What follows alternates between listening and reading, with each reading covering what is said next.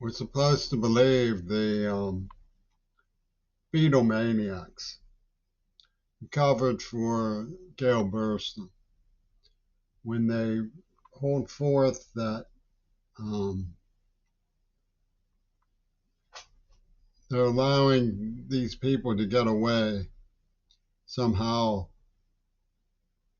promotes the arguments, validates the arguments that these people are making for their crimes.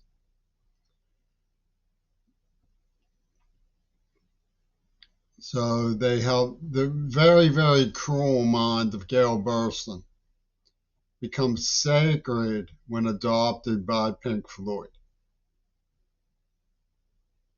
What I present is a little bit simpler to ascertain than that nonsense. We share the world, with the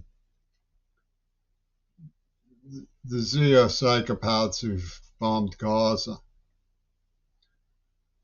And they flew over the airspace of the Geneva Convention signatories, Greece, France,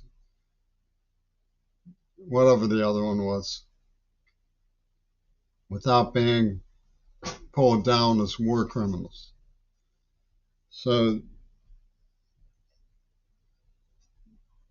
there's not exactly hot pursuit when it comes to the Hague's criminal warrants.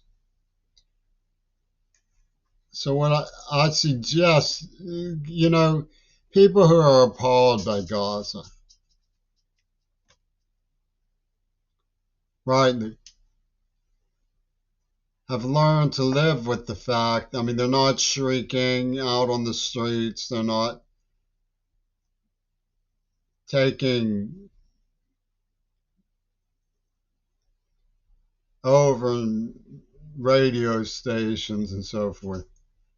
They've made their peace with the fact that they're war criminals at large. And the allies of Nosferatu who have gotten away with this nightmare of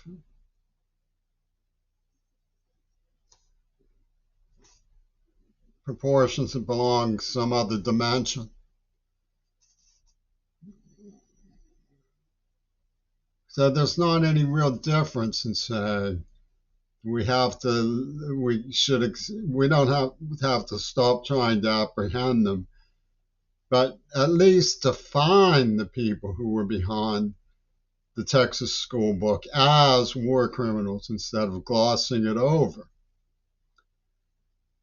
Now, the people who were behind the attacks were people who lit themselves on fire. You have Michael Foucault being Aaron Bushnell giving himself AIDS. Sean Straub was outside the Dakota. He did that too. So there's no way that you can out-personal sacrifice these people. But from an administrative point of view, you don't exactly go around calling upon students and teachers to commit suicide. There was a firing recently at Tacoma and a bunch of suspensions because teachers went on sick leave to protest cutbacks to their students' well-being.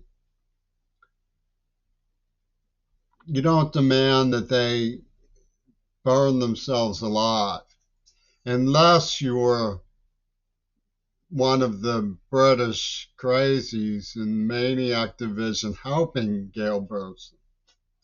Then you do everything that you can to justify torturing a man deaf, attacking him in the eyes, giving him diabetes, castrating him, calling his sexual restraint evidence of rape, blowing up symbolic targets to his poetry, people he would never have harmed in a million years, saying, oh, it was like shrapnel, from our ideological stance. Poaching the language, mining the verses, and justifying the whole thing while saying they killed John Lennon. So, You have a barbecue with the Zio nutters who that you say killed John Lennon. And you're not supposed to question any of that. The administration says, light him on fire. They refuse to man the mess in federal court. They constantly stop me with innuendos from Clint Eastwood's Hollywood that they're obviously capable of making good on. I realize it's rough going to admit that this happened, but once you do, you can start seeing them in their true light. The people who went along with Mount Desert Island, who went along with the Carnegie Mellon Student Union, who went along with Gail Burstyn, who covered for Haza, and then started a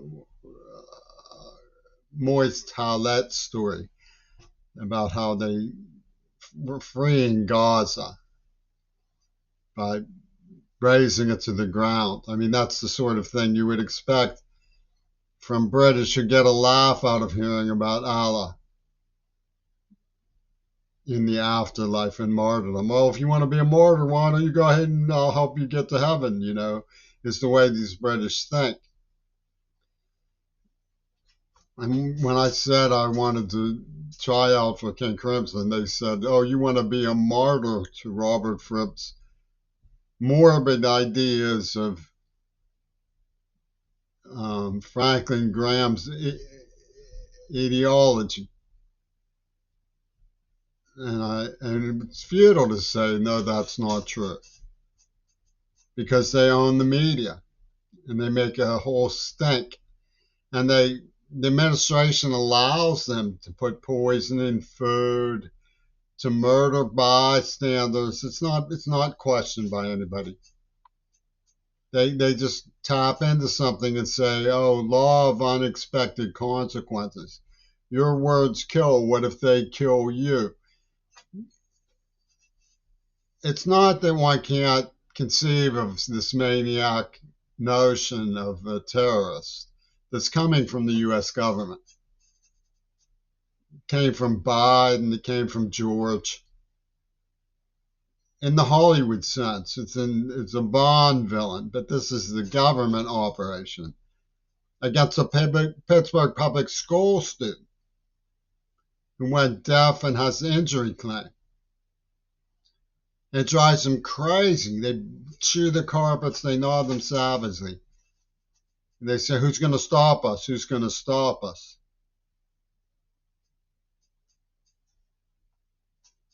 You need to see it in the proper light.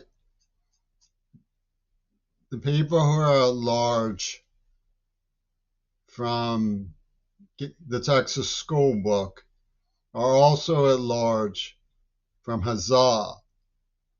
And negligence in one contributed to the other. It's not that hard.